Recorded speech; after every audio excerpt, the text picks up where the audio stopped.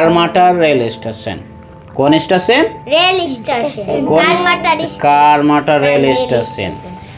একটি ট্রেন এসে দাঁড়ালো। কোথায় দাঁড়ালো? কারমাটা রেল স্টেশনে দাঁড়ালো। ট্রেন থেকে এক বাঙালি ডাক্তারবাবু নামলেন। ট্রেন থেকে কে নামলো? বাঙালি ডাক্তারবাবু নামলো। তার হাতে ছিল একটি ব্যাগ, আর ব্যাগটা ছোট, কিন্তু মানুষটি যে সম্মানের বড়। মানুষটি কি ছিল? সম্মানে বড় ছিল। আর ওর হাতে কি ছিল? ছোট ব্যাগ ছিল। ডাক্তার বলে কথা, নিজের হাতে ব্যাগ বইতে তার লজ্জা বোধ করে।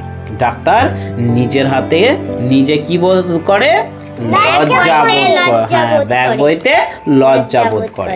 তাই তিনি কুলি কুলি বলে ওইখান থেকে চিৎকার করতে শুরু করলো। কে কুলি কুলি চিৎকার করতে শুরু করলো? ডাক্তারবাবু। গুড। সঙ্গে সঙ্গে এক কুলি এসে হাজির হয়ে গেল।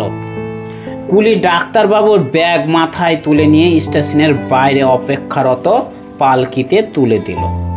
কে তুলে দিল? ডাক্তার। কুলি তুলে দিল। কি তুলে দিল? ব্যাগ তুলে দিল। তারপর সে চলে যেতে উদ্যত হলো। কে চলে যেতে উদ্যত হলো?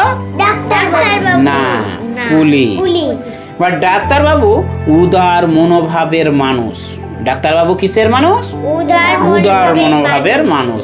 তাই তিনি কুলিকে ডেকে তার হাতে পয়সা দিতে গেলেন পারিশ্রমিক হিসাবে।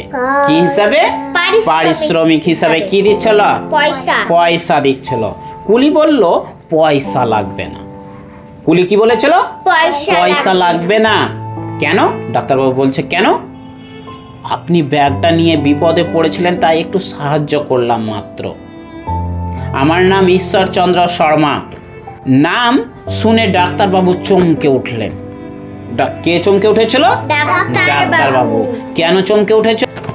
নাম শুনে। কি নাম ছিল? ঈশ্বরচন্দ্র শর্মা। তিনি অত্যন্ত লজ্জিত হয়ে বললেন, ডাক্তারবাবু লজ্জিত হয়ে বলছে, আমাকে ক্ষমা করবেন, আপনাকে আমি চিনতে পারিনি। কুলি বলল, তাতে আর কি হয়েছে?